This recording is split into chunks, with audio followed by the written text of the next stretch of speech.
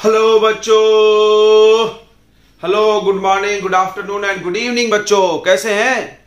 चलिए अच्छे होंगे, हम उम्मीद कर रहे हैं आप सभी लोग अच्छे होंगे। हम भी बहुत अच्छे हैं और चलिए पढ़ाई चालू करते हैं। पढ़ाई चालू करने से पहले आपको पता है हम क्या बोलने वाले हैं। मैं हूं विकास सर और ये हम सबका चैनल विद्यास्थली वाले सर। तो इस चैनल में हम आपको अभी पढ़ा रहे थे 12वीं वालों को केमिकल काइनेटिक्स, केमिस्ट्री का 4th चैप्टर, जिसमें हमने आपको ऑलरेडी 2 लेक्चर्स अपलोड कर दिए हैं। पहला लेक्चर में हमने आपको पढ़ाया था रेट ऑफ केमिकल रिएक्शन, यानी रेट ऑफ केमिकल रिएक्शन क्या होता है बताओ, थोड़ा सा रिवीजन कर लेते हैं। रेट ऑफ केमिकल रिएक्शन क्या होता है, जिसको शॉर्ट में ROR बोलते थे, change in concentration of reactant upon time. Reactant के लिए माइनस लगाओ और प्रोडक्ट में भी ले सकते हैं। अगर कोई स्टोइकोमेट्रिक कोफिशिएंट है तो यहां पर डिवाइड कर देंगे, ठीक है। अगर रिएक्टेंट और प्रोडक्ट के सामने कोई नंबर है तो उसको यहां पे डिवाइड करते हैं। और इसको बोलते हैं, इतने को इसको बोलते थे rate of decrease of reactant, या रेट ऑफ इसको क्या बोलते थे, rate of increase of product, rate of increase of product. और इसको बोलते थे rate of decrease of reactant बोलते थे, ओके। और ये जो होता है स्टोइकोमेट्रिक कोफिशिएंट पे डिपेंड नहीं करता था, रेट ऑफ रिएक्शन स्टोइकोमेट्रिक पे डिपेंड करता था। उसके बाद हमने आपको पढ़ाया होगा फैक्टर्स रेट ऑफ रिएक्शन के कितने फैक्टर्स है, 7, वो थ्योरेटिकल है, उसको आप देख लेना। उसके बाद आया हमने सेकंड लेक्चर में आपको हमने पढ़ाया होगा रेट लॉ, वेरी इंपॉर्टेंट। क्या बोला था उसने, उस लॉ ने, rate of chemical reaction equal to concentration of reactant का पावर जो होगा ऑर्डर होगा। ऑर्डर यानी क्या होता है, what is order, order is the sum of power of reactant. Sum क्यों बोलते हैं, अगर आपके पास एक से ज्यादा रिएक्टेंट है, तो इनके पावर को सम करोगे तब ऑर्डर निकलेगा, यानी sum of power of concentration of reactant in the rate expression of rate law is called order of chemical reaction. Order में आपने देखा था कि वो 0 हो सकता है, 0 ऑर्डर के लिए, फर्स्ट ऑर्डर के लिए 1 2 3, फ्रैक्शन में भी हो सकता है, राइट। ऑर्डर को हम खुद अपने आप निकाल नहीं सकते हैं, पूरी कहानी ऑर्डर पे थी। उसके बाद हमने रेट कांस्टेंट पढ़ाया, उसके यूनिट पढ़ाए। उसके बाद हमने आपको पढ़ाया ऑर्डर ऑफ केमिकल रिएक्शन के बारे में, उसके example, first order, 0 order, second order, सबके हमने आपको एग्जांपल बताया। उसके बाद हमने आपको बताया कि ऑर्डर के आधार पे 2 टाइप का केमिकल रिएक्शन है, यही चर्चा चल रही थी। तो पहला रिएक्शन था एलिमेंट्री केमिकल रिएक्शन, यहां से हम लोग आज पढ़ाई फिर से चालू करेंगे। एलिमेंट्री केमिकल रिएक्शन क्या होता है, ये सब पढ़ा दिया था हमने कि वैसा स्टेप जो वैसा रिएक्शन जो सिंगल स्टेप में कंप्लीट हो, ध्यान से याद रखना, वो सिंगल स्टेप में कंप्लीट हो उसको एलिमेंट्री बोलते हैं। एलिमेंट्री केमिकल रिएक्शन के लिए ऑर्डर और मॉलिक्यूलरिटी इक्वल होता है, ठीक है। ऑर्डर जितना होता है मॉलिक्यूलरिटी भी उतना ही। इसमें ऑर्डर और मॉलिक्यूलरिटी हम लोग डायरेक्ट निकाल सकते हैं। हाँ, एक टर्म आया था मॉलिक्यूलरिटी, मॉलिक्यूलरिटी क्या होता है, तो सिंपली बोल सकते हो total number of molecules that participate in a elementary chemical reaction. किसी भी एलिमेंट्री केमिकल रिएक्शन में जितने रिएक्टेंट भाग लेते हैं, नंबर ऑफ रिएक्टेंट को बोलते हैं मॉलिक्यूलरिटी। नाम को समझो, मॉलिक्यूल लिखा हुआ है, मॉलिक्यूल मतलब मॉलिक्यूल जितने भाग लेते हैं, and number of molecules that participate, या number of atoms that participate in a elementary chemical reaction. यानी मॉलिक्यूलरिटी को एलिमेंट्री केमिकल रिएक्शन के लिए ही डिफाइन किया गया था, ठीक है, कॉम्प्लेक्स के लिए नहीं। ध्यान से समझना, यानी एक स्टेप के लिए डिफाइन किया गया। मॉलिक्यूलरिटी का डेफिनेशन हमने बता दिया होगा, राइट, तो आपने लिख लिया होगा, ओके। तो अब हम लोग बात कर रहे थे एलिमेंट्री केमिकल रिएक्शन के, कुछ आपको एग्जांपल दिखाएंगे, फिर हम आपको एक फैक्ट बताएंगे, ठीक है। तो चलो एग्जांपल देखते हैं। तो ये मॉलिक्यूलरिटी के लिए हमने कुछ एग्जांपल्स कंसीडर किए रिएक्शन। अब देखो, ये सारे रिएक्शन एलिमेंट्री हैं, ये हम आपको बोल रहे हैं। जब हम आपको बोले एलिमेंट्री है तो आप एक बात तो क्लियर हो गया कि सारा एक स्टेप में होता है, यानी ये भी क्लियर हो गया कि इसका ऑर्डर और मॉलिक्यूलरिटी इक्वल होगा। तो चलो यहां पर बताओ, यहां पे मॉलिक्यूलरिटी कितना होगा, 1, एक मॉलिक्यूल है। मॉलिक्यूलरिटी 1 को बोलते हैं हम लोग यूनिमॉलिक्यूलर रिएक्शन, ठीक है। यूनिमॉलिक्यूलर मतलब एक मॉलिक्यूल वाला, मॉलिक्यूलरिटी 1। कोई पूछा ऑर्डर बता दो तो ऑर्डर भी 1। यहां पर देखो, इस रिएक्शन को देखो, कितने मॉलिक्यूल है, 2, तो इसका मॉलिक्यूलरिटी कितना हुआ, 2 मॉलिक्यूलरिटी को हम लोग बोलते हैं by molecular reaction, by molecular chemical reaction. इसका ऑर्डर कोई पूछे तो ये है 1। अरे यार ये उल्टा क्यों हो गया, इस पे स्टार लगाओ, अभी थोड़ी देर बाद पढ़ाएंगे। इसको बोलते हैं सूडो फर्स्ट ऑर्डर, यानी जो भी कॉन्सेप्ट हम आपको पढ़ा रहे हैं कि order equal to molecularity in every elementary reaction except pseudo first order, except pseudo first order. तो हम यहां पे एक नोट लिख दे रहे हैं, अभी सूडो फर्स्ट ऑर्डर पढ़ाएंगे भी हम। नोट क्या होता है कि फॉर एवरी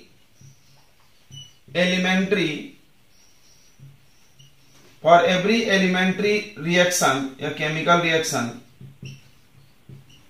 ऑर्डर जो होता है वो इक्वल होता है मॉलिक्यूलरिटी के।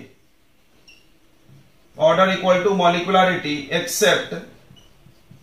Accept pseudo first order reaction, except pseudo first order reaction. Pseudo first order में क्या होता है अभी देख लो थोड़ा सा, इसमें ऑर्डर मॉलिक्यूलरिटी से एक कम होता है। याद हो गया बच्चों, ऑर्डर मॉलिक्यूलरिटी से कम होता है। ओके चलो, तो कैसे पता चलेगा? एक बच्चे ने पूछा हमको पता कैसे चलेगा, तो वो हम सिखाएंगे, थोड़ी देर वेट करें। अब देखो इसका मॉलिक्यूलरिटी कितना, 2 दिख रहा है, 1 और 1 2, ऑर्डर भी 2 है भाई, ऑर्डर भी 2 है।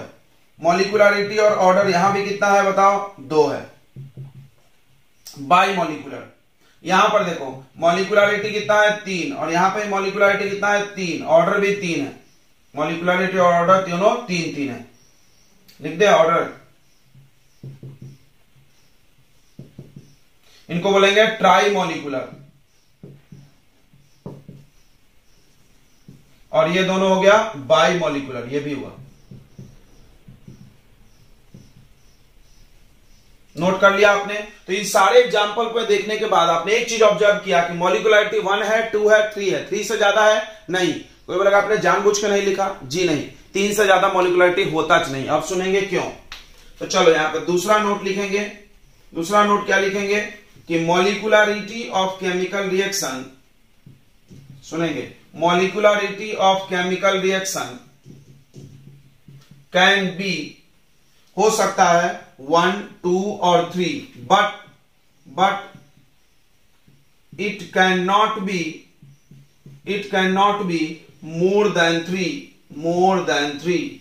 क्या बात कर रहे हैं? हाँ, मॉलिक्यूलरिटी कभी भी 3 से ज्यादा नहीं होता है। Molecularity should be less than equal to 3।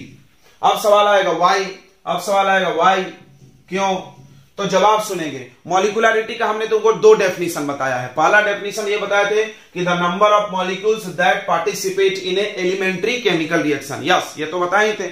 एक और बताए थे कि in another word we can say like that कि जब भी केमिकल रिएक्शन होता है तो रिएक्टेंट के मॉलिक्यूल्स आपस में टकराते हैं और कोलाइड होके प्रोडक्ट फॉर्म करते हैं। अगर 2 मॉलिक्यूलरिटी है इसका मतलब दोनों मॉलिक्यूल एक साथ टकराएगा तो प्रोडक्ट बनेगा। 3 मॉलिक्यूलरिटी है तो तीनों मॉलिक्यूल एक साथ टकराएगा तो प्रोडक्ट बनेगा। थोड़ा सा वो इरेज कर रहे हैं हम, आप कॉपी कर लो समझाने के लिए। तो ध्यान से समझेंगे। मेरे पास अगर एक ही मॉलिक्यूल है तो एक ही, सारे मॉलिक्यूल एक जैसे होंगे। अब क्या होगा कि रिएक्टेंट को तुम एक कंटेनर में बंद करते हो, बहुत सारे हजारों की संख्या में मॉलिक्यूल रहते हैं, उनके मॉलिक्यूल आपस में टकराएंगे, प्रोडक्ट बनेंगे। अब देखो यहां पे सब एक ही है तो कोई भी किसी से टकरा जाए तो 100% संभावना है कि प्रोडक्ट बन जाएगा। टन किसी से भी वो टकराएगा तो एक ही है, सब लोग एक ही जैसे हैं। अब देखो, अब हमारे पास ये 1 मॉलिक्यूलरिटी वाला है, अब हमारे पास 2 मॉलिक्यूलरिटी के एग्जांपल ध्यान से देखेंगे। इसमें 2 प्रकार के मॉलिक्यूल दिख रहे हैं ना 2 प्रकार का। अब अगर ये इससे टकराया या ये इससे टकराया तो प्रोडक्ट बनेगा नहीं बनेगा, यानी प्रोडक्ट बनने के लिए ये और ये टकराना चाहिए। तो अब बताओ, मान लो 100 कोलिजन हो रहा है, 100, उसमें से हमारा 50 कोलिजन तो लगभग इनके बीच में भी हो जाएगा।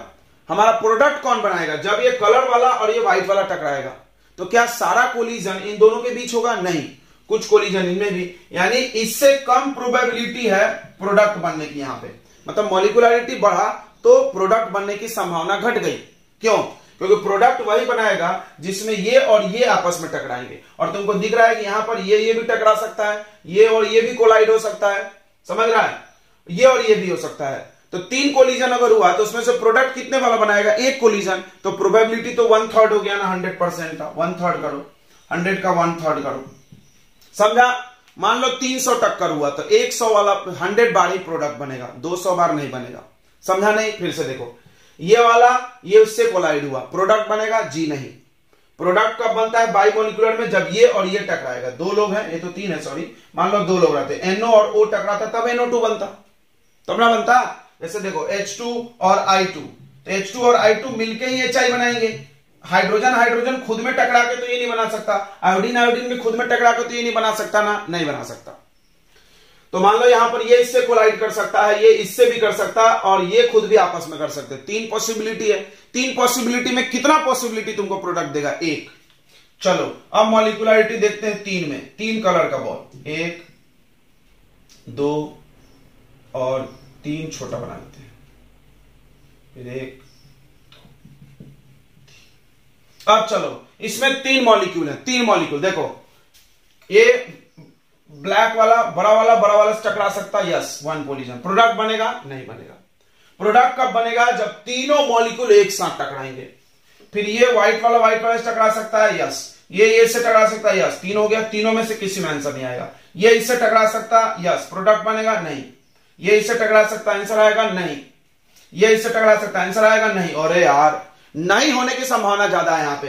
अब ये तीनों एक साथ टकराएंगे तब प्रोडक्ट बनेगा, तो इससे भी कम प्रोबेबिलिटी है प्रोडक्ट बनने की। समझ में आ रहा होगा? अगर मान लो मॉलिक्यूलरिटी 4 हो जाए, यानी 4 प्रकार के अलग अलग मॉलिक्यूल हैं, तो चारों एक साथ टकराएंगे तब प्रोडक्ट आएगा, और इसकी संभावना बहुत बहुत बहुत कम है। 3 भी टकरा जाएगा तो प्रोडक्ट नहीं बनेगा, चारों के चारों एक साथ आना चाहिए। समझ में आ रहा है? तो क्या समझा तुमको कि molecularity cannot be more than 3 because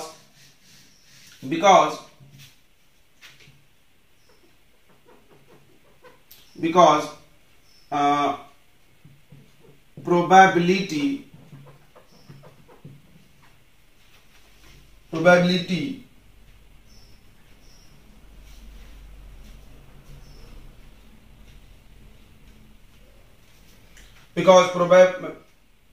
because probability of more than 3 molecules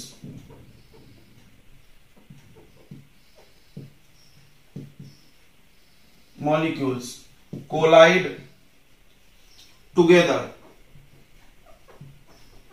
is very less। समझ गया? क्योंकि संभावना मोर देन 3 मॉलिक्यूल का एक साथ collide together is very less. समझ में आ गया होगा? यानी 3 से ज्यादा मॉलिक्यूल का एक साथ कोलाइड होने की पॉसिबिलिटी बहुत कम है। सो मॉलिक्यूलरिटी कैन नॉट बी, इसके यहां पे लिख लेना आंसर, ये नीचे ही लिखना, समझ में आएगा फिर। So molecularity cannot be more than 3। चलो तो अब हम लोग पढ़ते हैं सूडो फर्स्ट ऑर्डर की क्या कहानी है। तो सूडो फर्स्ट ऑर्डर एक एलिमेंट्री केमिकल रिएक्शन ही है।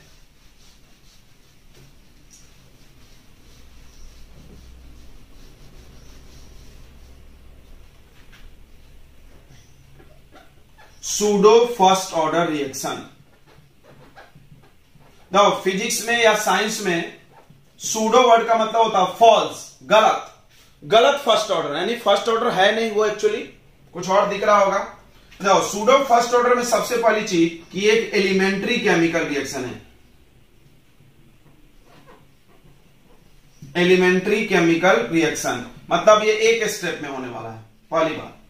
दूसरी बात, अब एग्जांपल देखते हैं पहले, फिर आगे लिखेंगे। हमारे पास एग्जांपल है CH3COO CH3 ईस्टर, और इसमें पानी डाले, हाइड्रोलिसिस किए एसिड के प्रेजेंस में, तो क्या होता है? ये टूट जाता है यहां से, और ये बनता है carboxylic acid CH3COOH plus alcohol CH3OH। और ये एग्जांपल है हाइड्रोलिसिस ऑफ ईस्टर का, हाइड्रोलिसिस ऑफ ईस्टर। तो जब भी हम किसी चीज का हाइड्रोलिसिस करते हैं तो पानी ढेर सारा डालते हैं। धुलना है तो पानी ढेर सारा लगेगा, यानी एक्सेस ऑफ वाटर लेते हैं। तो इसका रेट ध्यान सुनेंगे, एक ही स्टेप का रिएक्शन है तो रेट इसी से लिख लेंगे हम लोग। Rate equal to K into concentration of CH3COO CH3 और कंसंट्रेशन ऑफ H2O होना चाहिए। बट चूंकि ये बहुत एक्सेस है तो ध्यान से सुनना, तो यहां पर ध्यान रखो, हम नोट बता रहे हैं। नोट में क्या है कि since concentration of H2O is very large, so concentration of H2O is considered as constant, इसको कांस्टेंट मान लिया जाएगा, इसको फिक्स मान लिया जाएगा, इसको वेरिएबल नहीं मानेंगे। बहुत ज्यादा है, बहुत ज्यादा है मतलब वो फिक्स हो गया भाई, क्योंकि और तो हम डालेंगे नहीं, उसको नहीं डालेंगे, तो ये फिक्स हो गया। तो K इंटू H2O, देखो K भी कांस्टेंट है और H2O भी कांस्टेंट है, दोनों को मिलाकर के एक नया कांस्टेंट डाल दो K डैश, इन दोनों को मिलाकर एक नया कांस्टेंट डाल दो। फिर से समझना, अगर किसी रिएक्शन में कोई एक रिएक्टेंट एक्सेस हो, अगर कोई रिएक्शन में एलिमेंट्री में, अगर कोई एलिमेंट्री रिएक्शन में कोई एक एक्सेस हो, तो उसके कंसंट्रेशन को हम कांस्टेंट मान के इस कांस्टेंट के साथ मिला करके हटा देंगे। Then we can write this reaction like that, rate equal to K dash नया कांस्टेंट, ये और ये मिल गया, और CH3 COO CH3। तो अब बताओ इसका ऑर्डर कितना दिख रहा, ऑर्डर दिख रहा 1, पावर 1 है, इससे मत निकालना ऑर्डर, गलत आ जाएगा। मॉलिक्युलरिटी कितना है, कोई 1 बोला तो एक चमाट मार दो, क्योंकि मॉलिक्युलरिटी यहां से नहीं दिखाया जाता, मॉलिक्युलरिटी यहां से दिखाया जाता है, कितने मॉलिक्यूल्स भाग लिए, कितने मॉलिक्यूल्स भाग लिए, 2। तो what is pseudo first order, वैसा रिएक्शन जिसका मॉलिक्युलरिटी 2 हो लेकिन ऑर्डर 1 हो, उसको बोलते हैं सूडो फर्स्ट ऑर्डर। ठीक है, तो सूडो फर्स्ट ऑर्डर का डेफिनेशन क्या होगा, the elementary chemical reaction, the elementary chemical reaction in which, जिसमें क्या होगा बताओ, in which molecularity of reaction is 2 but order is 1 is called क्या, सूडो फर्स्ट ऑर्डर रिएक्शन। समझ गया। और आपको एक कॉन्सेप्ट भी समझा, क्या समझा, कि अगर किसी रिएक्शन में कोई भी एक रिएक्टेंट को एक्सेस कर दे तो उसका कंसंट्रेशन कंसीडर नहीं करना है, याद रखो। तो चलो एक नोट और लिखते हैं हम यहाँ पे। नोट में तुमने क्या सीखा कि if concentration of any reactant is excess, बहुत एक्सेस है, तो ऐसे रिएक्शन में मॉलिक्युलरिटी जो होगा, ये मॉलिक्युलरिटी है, वो एक ज्यादा होगा। किससे एक ज्यादा होगा, ऑर्डर से। यस, मॉलिक्युलरिटी ऑर्डर से एक ज्यादा होगा। चलो दूसरा एग्जांपल देखते हैं। आपने नोट कर लिया सारी बातें, दूसरा एग्जांपल देखते हैं। दूसरा एग्जांपल है इन्वर्जन रिएक्शन। दूसरा इसका एग्जांपल है इन्वर्जन रिएक्शन। ध्यान से सुनना। इन्वर्जन में क्या होता है, शुगर होता है C12H22O11, शुगर, उसको पानी में डालते हैं, यानी ये एक्सेस लेते हैं, पानी ढेर सारा लेते हैं और ये टूट जाता है ग्लूकोज और फ्रुक्टोज में, C6H12O6 प्लस C6H12O6, यानी ये हो गया ग्लूकोज और ये हो गया फ्रुक्टोज। तो ये ग्लूकोज फ्रुक्टोज में टूट गया। अब यहां पर भी ध्यान से देख लेना, अभी हम लोग डायरेक्ट करेंगे K कांस्टेंट, क्या क्या मिलके कांस्टेंट हुआ, एक K और एक ये मिलके कांस्टेंट हो गया। अब K डैश नहीं लिखेंगे, कांस्टेंट लिखना है तो डैश क्यों लिखे, और सिर्फ कंसंट्रेशन इसका लेंगे क्योंकि जो एक्सेस है उसको लेना नहीं है। If the concentration of any reactant is excess, अगर ज्यादा हो गया तो उसको नेग्लेक्ट कर देते हैं, हटा देते हैं, और ऐसा आता है। तो ऑर्डर कितना होगा इसका बताओ, ऑर्डर होगा 1 और मॉलिक्युलरिटी होगा 2। ओके डन, समझ में आ गया होगा आपको कि नहीं आया, आ गया होगा, बहुत अच्छे से आ गया होगा। चलो यानी एक एग्जांपल और लिखते हैं ऊपर। इन जनरल क्या बात करेंगे, देखो इन जनरल, ध्यान सुनेंगे सब लोग। इन जनरल तो ये सूडो नहीं है, लेकिन मान लो कोई भी रिएक्शन है A+3B इक्वल टू प्रोडक्ट, और हमने यहां लिख दिया ये एक्सेस है, तो बताओ इसका रेट क्या होगा। इसका रेट होगा K into concentration of B का पावर 3, राइट, बन जाएगा, यहां पे तो बन जाएगा। तो अब इसका ऑर्डर कितना आएगा 3 और मॉलिक्युलरिटी कितना आएगा 4। क्लियर, क्योंकि मॉलिक्युलरिटी एक ज्यादा होगा ऑर्डर से। क्लियर है, कोई भी, ये सूडो फर्स्ट ऑर्डर नहीं है क्योंकि ऑर्डर फर्स्ट तो नहीं है ना इसका, लेकिन सूडो फर्स्ट ऑर्डर से हम ये कॉन्सेप्ट को सीखे हैं कि अगर कोई एक्सेस हो जाए तो उसको गायब कर दो, और मॉलिक्युलरिटी एक ज्यादा हो जाएगी, 3 है तो एक 4 हो जाएगा, उसको हम नेग्लेक्ट कर देंगे। चलो आगे बढ़ा जाए। यस, चलो आगे फिर बढ़ते हैं, नोट करें आप। तो एलिमेंट्री केमिकल रिएक्शन पढ़ने के बाद हम लोग पढ़ने वाले हैं कॉम्प्लेक्स केमिकल रिएक्शन, राइट। दूसरा कॉम्प्लेक्स केमिकल रिएक्शन। तो एलिमेंट्री केमिकल रिएक्शन का जस्ट उल्टा है। क्या होता है कॉम्प्लेक्स केमिकल रिएक्शन? वैसा रिएक्शन जो कि एक से ज्यादा स्टेप में कंप्लीट हो। तो द रिएक्शन which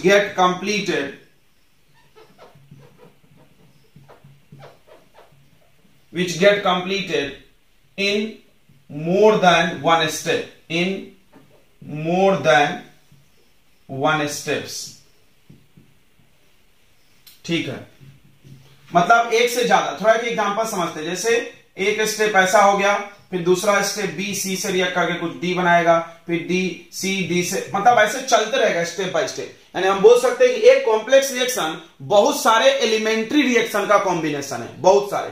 अब मान लो बहुत सारे एलिमेंट्री रिएक्शन है, तो हम रेट और ऑर्डर किससे निकाले? क्योंकि हम रेट और ऑर्डर एलिमेंट्री से निकालते, ये बात तो सही है, लेकिन किससे निकाले? तो इन्होंने एक टेक्निक डिसाइड किया कि जो सबसे स्लो वाला स्टेप है उससे निकाला जाएगा रेट और मॉलिक्यूलरिटी। फिर से ऑर्डर भी, यानी कोई भी रिएक्शन हो बहुत सारे स्टेप्स में हो रहा है, तो उसका जो स्लोएस्ट स्टेप होगा, उसका जो रिएक्शन का स्लोएस्ट स्टेप, उससे उस रिएक्शन का सब कुछ डिसाइड होगा। क्यों? थोड़ा सा समझो। बाकी स्टेप तो फास्ट है, वो जल्दी जल्दी कंप्लीट हो जाएंगे। जब तक सारे स्टेप कंप्लीट नहीं होंगे तब तक तो रिएक्शन कंप्लीट हम नहीं बोल सकते ना, नहीं बोल सकते। जैसे मान लो आपके पास आपके घर में चार बच्चे हैं, चारों बच्चों को स्कूल भेजना है। मम्मी का काम है तैयार करके स्कूल भेजना। तो 3 बच्चे अब तेज तरार से अपने आप खुद तैयार वैयार होते चले जाते हैं। चौथा बच्चा बड़ी सुस्त टाइप का है, मम्मी उसको नहलाएगी, कपड़ा पहनाएगी, डेली धकल के स्कूल भेजेगी, और वो डेली स्कूल में लेट पहुंचता है। तो मम्मी का काम खत्म कब होता है? क्या 3 बच्चे स्कूल चले गए मम्मी का काम खत्म हो गया? जी नहीं। जब तक चौथा बच्चा नहीं जाएगा स्कूल तब तक काम खत्म नहीं होगा, और चौथा ही सबसे ज्यादा लेट करेगा। तो मम्मी अगर 9 बजे पहले 3 बच्चे स्कूल चले गए और चौथा बच्चे को तैयार करते करते मम्मी को 10 बज गया, तो हम क्या बोलेंगे कि मम्मी का काम 10 बजे खत्म हुआ कि 9 बजे हो गया? 10 बजे हुआ ना। तो बताओ मम्मी के काम करने का ड्यूरेशन किस बच्चे ने डिसाइड किया? क्या वो फर्स्ट 3 वाले किए कि चौथा वाला किया? सर फोर्थ वाला किया। क्यों? क्योंकि थर्ड वाला तो पहले ही चले जाएंगे, उनसे क्या मतलब है, वो तो जल्दी ही खत्म हो जाएंगे। फोर्थ जो है वो स्लो है, जब तक वो खत्म नहीं होगा तब तक तो काम खत्म नहीं होगा। काम खत्म नहीं होगा तो रिएक्शन खत्म हम नहीं बोलेंगे। खत्म तो यानी रिएक्शन की स्पीड को कौन डिसाइड किया? स्लोएस्ट वाला। थोड़ा सा फीलिंग आया होगा। यानी कोई भी रिएक्शन अगर बहुत सारे स्टेप में हो रहा है तो उसका ऑर्डर और मॉलिक्यूलरिटी स्लोएस्ट स्टेप से निकालते हैं, पहली बात। दूसरी बात कि कॉम्प्लेक्स रिएक्शन का, पूरे रिएक्शन का एक साथ मॉलिक्यूलरिटी नहीं निकाला जा सकता। तो देखो यहां पर लिखता है अगली बात कि in complex chemical reaction molecularity of overall reaction is not defined ही नहीं है, क्योंकि मॉलिक्यूलरिटी का डेफिनेशन लिखा हुआ है एलिमेंट्री के लिए, कॉम्प्लेक्स के लिए लिखा ही नहीं है। दूसरा, but molecularity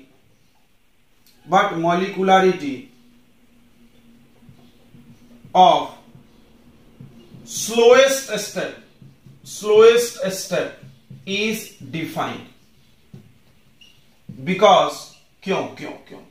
because each step of a complex reaction is considered as elementary reaction। मतलब वो 4 स्टेप में हो रहा है तो हर स्टेप उसका एलिमेंट्री है, और एलिमेंट्री का तो मॉलिक्यूलरिटी निकाल सकते हैं ना, यस, लेकिन आप उसमें से भी स्लोएस्ट वाले का निकालोगे। तो चलो अगला बात कि slowest step of complex reaction is rate determining step. Slowest step rate determine करेगा, उसका रेट कौन स्टेप डिटरमाइन करेगा? सबसे स्लो वाला। चलो कोई एक एग्जांपल लेते हैं और फिर उसके बाद हम लोग बाकी कुछ छूटा होगा थ्योरी तो लिखेंगे।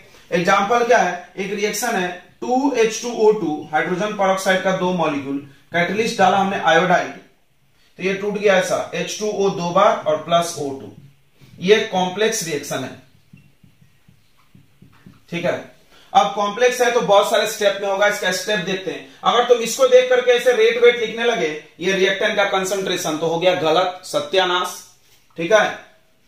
तो अब इसके स्टेप देखना पड़ेगा। देखो स्टेप 1 इसका क्या होता है इस रिएक्शन का, तो सबसे पहले एक H2O2 आयोडाइड से रिएक्ट करता है, कैटलिस्ट से रिएक्ट करता है, और रिएक्ट करने के बाद बना देता है ऐसा H2O प्लस OI माइनस ऐसा। और ये वाला स्टेप सबसे स्लो होता है, दूसरा स्टेप यहां नीचे दिख रहा है क्या, देखने दो कैमरे में, आ रहा है। चलो, तो दूसरा स्टेप इसका होता है कि फिर दूसरा H2O2 सेकेंड वाला 2 है ना, फिर वो OI माइनस से रिएक्ट करता है, OI माइनस से, और ये अनस्टेबल है तो जल्दी से तोड़ेगा इसको, तो फिर बन जाता है H2O प्लस, यहां से एक O इसको मिलेगा तो वो O2 और I माइनस जैसा कि जैसा निकल जाता है, क्योंकि वो कैटलिस्ट है। कैटलिस्ट खर्च नहीं होता है, आपने पढ़ा है, कैटलिस्ट खर्च नहीं होता है, आपने पढ़ा है, और ये फास्ट है। तो बताओ, फिर से देखो, ये एक कॉम्प्लेक्स रिएक्शन है, ये एक कॉम्प्लेक्स रिएक्शन 2 एलिमेंट्री रिएक्शन से मिलकर बना है, ये भी एलिमेंट्री, ये भी एलिमेंट्री। अब इन दोनों एलिमेंट्री में स्लो कौन सा है, ये वाला, तो इसी से रेट निकलेगा, इसी का मॉलिक्यूलरिटी निकलेगा, इसी का ऑर्डर निकलेगा, इससे नहीं निकलेगा। अभी हम कहानी सुनाए थे, ये तेज बच्चा मम्मी का टाइम डिसाइड नहीं करेगा, ये तो चला जाएगा पहले ही। ये स्लो वाला बच्चा ही डिसाइड करेगा कि मदर का वर्क कब तक कंप्लीट होगा, 9 बजे की 10 बजे, जब वो तैयार हो गया उतना कंप्लीट। तो देखो ऊपर कर रहे हैं हम, ये थ्योरी नोट कर लिया होगा आपने, बहुत इंपॉर्टेंट है सब। तो देखो यहां पे देखेंगे तो रेट ऑफ केमिकल रिएक्शन जो हम लोग लिखेंगे इससे लिखेंगे।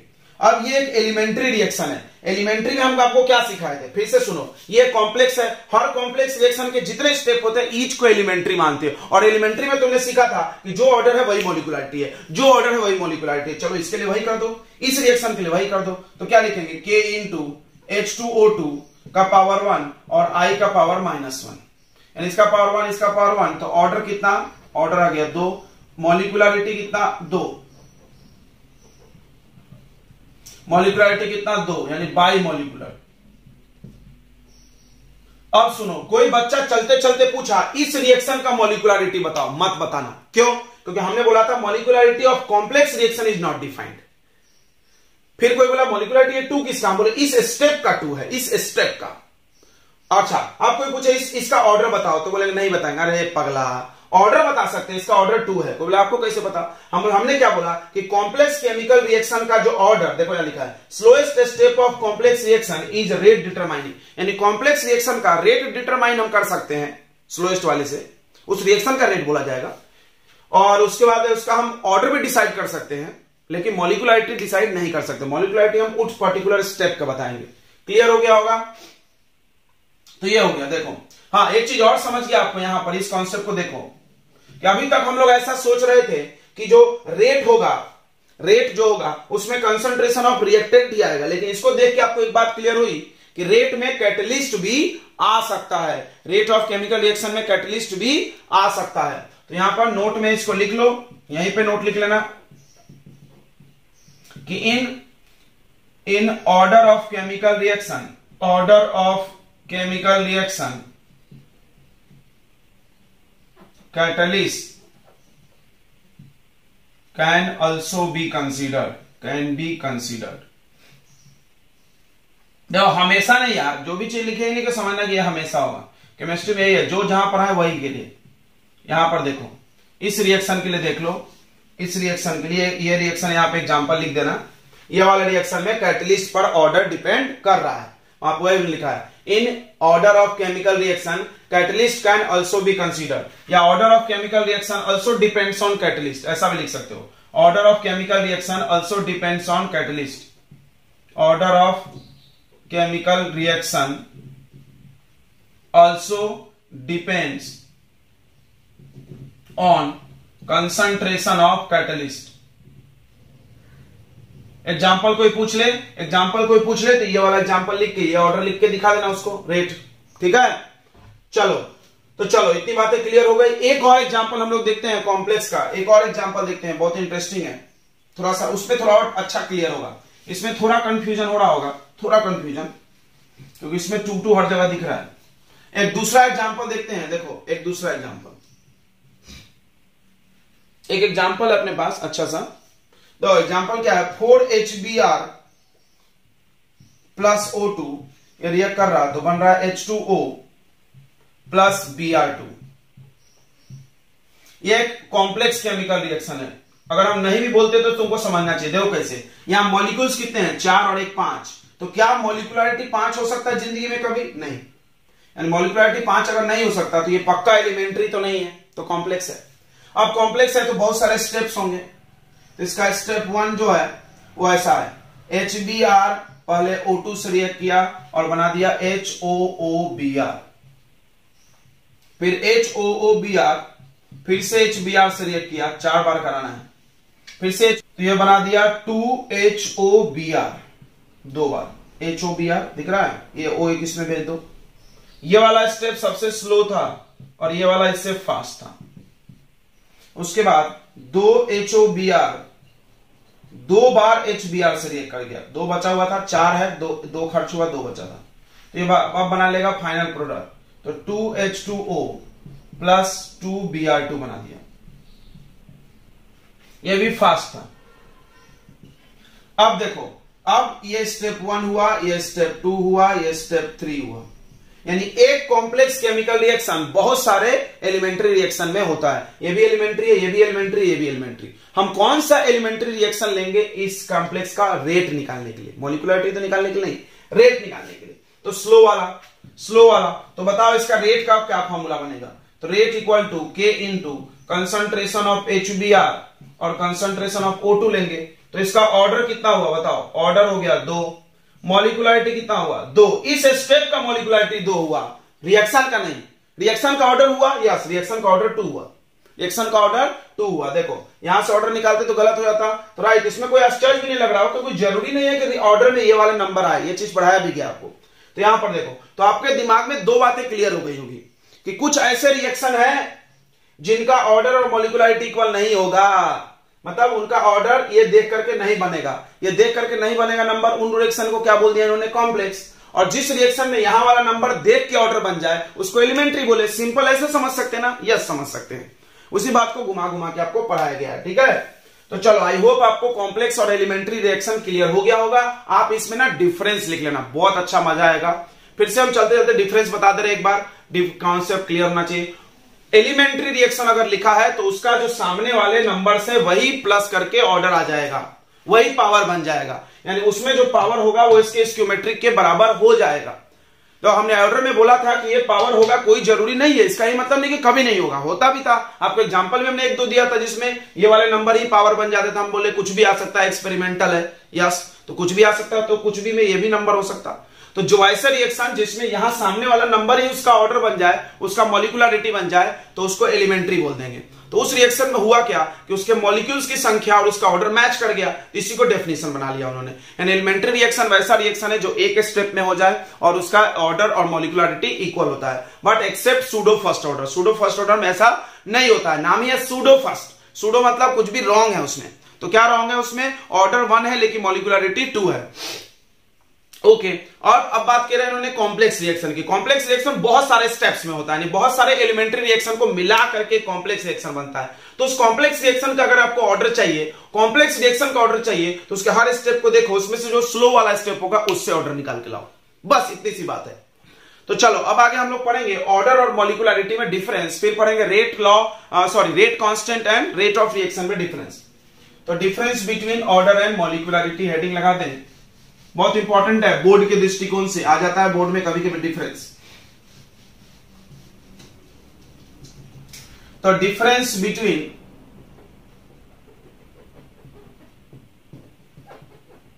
Order and मॉलिक्युलरिटी। तो पहला बात करते हैं ऑर्डर ऑफ केमिकल रिएक्शन की, फिर बात करेंगे मॉलिक्युलरिटी की।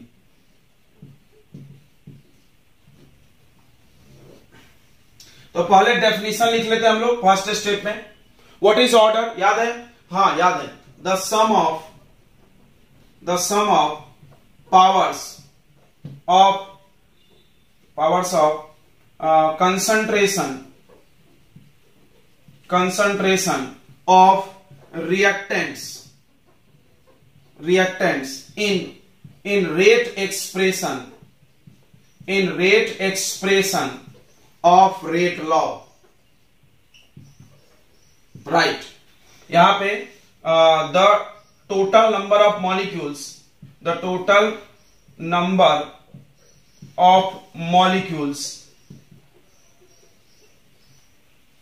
present in elementary chemical reaction is called molecularity. Okay, next, order can be zero. कोई भी रिएक्शन हो रहा है, ऑर्डर हो सकता है जीरो भी हो जाए, लेकिन मॉलिक्यूल्स तो कभी कभी जीरो नहीं हो सकता ना, नहीं। चलो एग्जांपल बता दें, कैन नॉट बी जीरो। जैसे एक एग्जांपल पढ़ा था तुमने NH3 वाला, एग्जांपल दिमाग में रखना चाहिए। इसका ऑर्डर जीरो था, क्या मॉलिक्युलरिटी जीरो होगा? जी नहीं सर, मॉलिक्युलरिटी तो दो होगा, दो मॉलिक्यूल्स हैं। चलो अगला, order can B positive and fractional. Order can be fractional. Order fractional में भी होता था, एग्जांपल याद करो क्लोरोफॉर्म वाला, CH_Cl3 + Cl2 डंग डंग डंग डंग, इसमें पावर हाफ था, इसका पावर 1 था। Example is very important. Order can be fractional, इसमें लिखेंगे molecularity is always whole number. Molecularity is always whole number. Whole number समझता है ना, जो डेसिमल में नहीं हो, 1 से चालू हो। ओके, अगला order can be determined experimentally. It can determine directly या इट कैन डिटरमाइन एक्सपेरिमेंटली। और इसमें it can determine theoretically. It can determine theoretically. इसको हम लोग खुद थ्योरी से निकाल सकते हैं। ओके। अगला, order and molecularity. Order of reaction is defined for both type of reaction, complex भी और एलिमेंट्री। देखो, it is defined for both reactions. Both यानी बोथ कौन कौन? Elementary and complex reaction. ध्यान समझना। ऑर्डर तुमको याद होगा, एलिमेंट्री में भी ऑर्डर निकाले, कॉम्प्लेक्स में भी ऑर्डर निकाले, लेकिन पूरे रिएक्शन का, पूरे कॉम्प्लेक्स रिएक्शन का मॉलिक्युलरिटी नहीं निकलता। ये बात हम 10 बार बता रहे हैं। तो यहां पे लिखो, molecularity is defined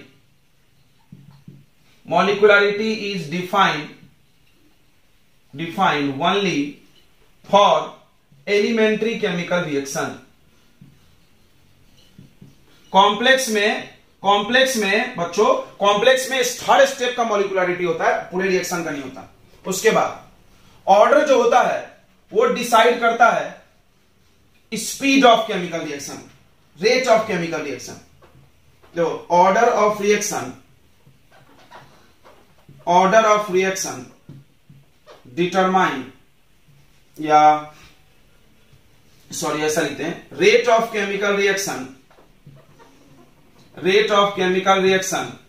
depends on order. कैसे? तुम रेट का फॉर्मूला पढ़े हो, K × R का पावर ऑर्डर। अब मान लो यहां 0 है तो रेट का वैल्यू अलग आएगा, जब पावर 1 है, 2 है, 3 है, बदलेगा तो रेट का आंसर बदलेगा, यस। लेकिन मॉलिक्युलरिटी को उससे कोई मतलब नहीं है। ये वो है जो डिसाइड करता है कितने मॉलिक्यूल टकरा के प्रोडक्ट बनाएंगे, डन, कितने मॉलिक्यूल टकरा के प्रोडक्ट, यानी ये रिएक्शन का मैकेनिज्म डिसाइड करता है। मैकेनिज्म ऑफ केमिकल रिएक्शन, ध्यान सुनेंगे, mechanism of chemical reaction depends on molecularity. Mechanism मतलब प्रोसेस, वो रिएक्शन कैसे होगा, मतलब कौन कौन टकरा के प्रोडक्ट बनाएंगे, पहले कौन टकराएगा, समझ गया होगा। तो मैकेनिज्म ये डिसाइड करता है, और ये क्या डिसाइड करता है? तो आप कॉपी कर लो फटाफट। कितने डिफरेंस हो गए? 1 2 3 4 5 6, बहुत हो गए। चलो आप कॉपी कर लो। तो अगला हम लोग पढ़ रहे हैं rate of constant and rate of reaction में डिफरेंस। ये भी कभी कभी आता है। देखो, difference between rate of reaction, ROR लिखें, rate of reaction and rate constant की। चलो, तो रेट ऑफ रिएक्शन में ध्यान सुनेंगे सब लोग। रेट ऑफ रिएक्शन और रेट कांस्टेंट में डिफरेंस चाहिए। ज्यादा डिफरेंस नहीं है, लेकिन जो भी अच्छा है। तो सबको याद होगा कि रेट ऑफ केमिकल रिएक्शन क्या होता था? Change in concentration of reactant upon time, ये होता था रेट ऑफ केमिकल रिएक्शन। और रेट कांस्टेंट कहां से आया था? तो रेट इक्वल टू के इंटू कंसंट्रेशन ऑफ रिएक्टेंट का पावर ऑर्डर, यहां से आया था रेट कांस्टेंट। तो डेफिनेशन क्या था इसका? डेफिनेशन बहुत आसान है। क्या है डेफिनेशन? द चेंज, पहला पॉइंट में डेफिनेशन लिखते हैं, द चेंज इन कंसंट्रेशन को शॉर्ट में लिखे, कंसंट्रेशन ऑफ रिएक्टेंट और product per unit time is called ROR। इसका डेफिनेशन बनाए थे, इसको नीचे लाए थे और इसको 1 किए थे, याद होगा, राइट। तो रेट कांस्टेंट ये अपॉन में आ गया था और इसको 1 मान लिए थे। तो rate constant is equal to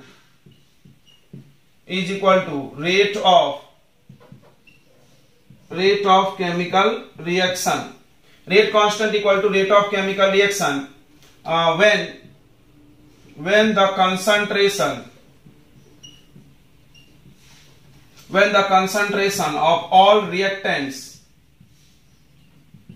is unity, जब हर रिएक्टेंट का कंसंट्रेशन कितना हो जाए? 1 हो जाए। ओके। अगला देखो, unit of ROR, rate of reaction का यूनिट सबको याद होगा। कंसंट्रेशन का होता था मोल पर लीटर और टाइम का सेकंड। इसका यूनिट के का अलग अलग होता था, याद होगा। हम के यूनिट के लिए फॉर्मूला बताए थे, मोल पर लीटर का power 1 minus n second inverse. n बदलो यानी ऑर्डर बदलोगे तो के का यूनिट बदलेगा। तो यहां पर लिख दो यूनिट ऑफ के चेंजेस विथ ऑर्डर। उसके बाद एक और देखो, रेट ऑफ रिएक्शन कंसंट्रेशन और टाइम पे डिपेंड करता है। Rate of chemical reaction depends on concentration of reactant. Concentration पे डिपेंड करता है, रिएक्टेंट का भी और प्रोडक्ट का भी। के do not depends on concentration of reactants. मतलब इसको कंसंट्रेशन से कोई मतलब नहीं है, क्योंकि इसके डेफिनेशन में हम लोग कंसंट्रेशन 1 मान लिए, नाम भी इसका कांस्टेंट है, यानी कंसंट्रेशन बदलने से के, तो एक रिएक्शन का के हमेशा फिक्स रहता है, चाहे तुम कितना भी रिएक्टेंट डाल दो, कितना भी प्रोडक्ट बन जाए। हाँ, टेम्परेचर बढ़ाने से बदलता है, अभी हम बताएंगे। अगला देखो, रेट ऑफ रिएक्शन, शॉर्ट में लिखते हैं, रेट ऑफ रिएक्शन जैसे जैसे टाइम बढ़ेगा रेट ऑफ रिएक्शन घटेगा। Rate of reaction decreases with respect to time, या ऐसे लिख लो rate of reaction depends on time, यानी अभी स्टार्टिंग में फास्ट चल रहा है, बाद में स्लो हो जाएगा। के do not depends on time, के को समय से भी मतलब है नहीं है, do not depends on time. तो ये ना आगे न्यूमेरिकल बनवाएगा, मतलब अलग अलग समय में भी के सेम होता है। मतलब रिएक्शन चालू हुआ, आधे घंटे बाद चेक करो के, 1 घंटे बाद चेक करो, 2 घंटे बाद चेक करो, के ऑलवेज कांस्टेंट। इस पॉइंट को ना तुम स्टार लगा लो डबल। क्यों?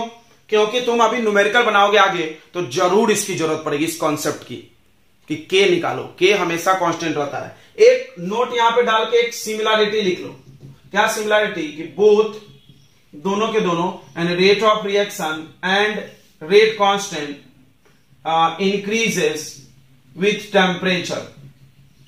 दोनों के दोनों टेम्परेचर से बढ़ता है। तो तुमने पढ़ा था कि 10 डिग्री टेम्परेचर बढ़ाने पे रेट ऑफ रिएक्शन डबल होता है, तो के भी डबल होता है। याद रखना, इसको याद रखना। बिकम डबल लिख दे यहां पे, both becomes double, both becomes double on 10 degree rise of temperature. दिख रहा है यहां पे? नहीं दिख रहा है तो सुन के लिख लेना। क्या कि दोनों के दोनों डबल हो जाते हैं 10 डिग्री सेल्सियस टेम्परेचर बढ़ाने से। ठीक है, तो हमने आज का लेक्चर पूरा थ्योरेटिकल रखा, कोई भी न्यूमेरिकल पार्ट नहीं आया, तो हमने सोचा छोटे छोटे जितने भी टॉपिक है थ्योरेटिकल उड़ा देते हैं, इसके बाद आएगा पूरा न्यूमेरिकल टॉपिक्स, यानी ओनली डेरिवेशन है और उस पर न्यूमेरिकल है। तो अगले लेक्चर में हम उसको पढ़ेंगे, क्योंकि ये लेक्चर ऑलरेडी थोड़ा बड़ा होने वाला है, और अगर हम चाहें भी तो थोड़ा सा टाइम बचा है तो नहीं पढ़ा सकते, क्योंकि वो टॉपिक है बहुत बड़ा, वो अकेला एक लेक्चर लगाएगा। तो इसके बाद हम लोग पढ़ने वाले बहुत इंपॉर्टेंट, बहुत खास, इंटीग्रेटेड रेट ऑफ रिएक्शन, यानी इंटीग्रेटेड रेट इक्वेशन पढ़ना है। 0 ऑर्डर का, फर्स्ट ऑर्डर का, सेकंड ऑर्डर का, 3 ही पढ़ना है। हमारे सिलेबस में 0 और 1 है, फिर भी हम 2 का पढ़ाएंगे बस। उसके बाद उसके न्यूमेरिकल आएंगे और आर्हेनियस इक्वेशन, 2-3 लेक्चर्स और आएंगे, उसके बाद ये चैप्टर हो जाएगा खत्म। तो आज हम लोग यहीं खत्म कर रहे हैं इस लेक्चर को। अगले लेक्चर में लेके आएंगे बहुत इंपॉर्टेंट, बहुत खास, डोंट मिस, नहीं तो चैप्टर गए आपके हाथ से, क्योंकि वही सबसे इंपॉर्टेंट। अभी तक जितना तुम पढ़े वो सबका इस्तेमाल एक जगह होने वाला है, ये सारे पॉइंट्स वहां चले जाएंगे। ठीक है, तो आज का लेक्चर यहीं खत्म करते हैं। आप आगे पढ़ाई करते रहे। All the best and good luck.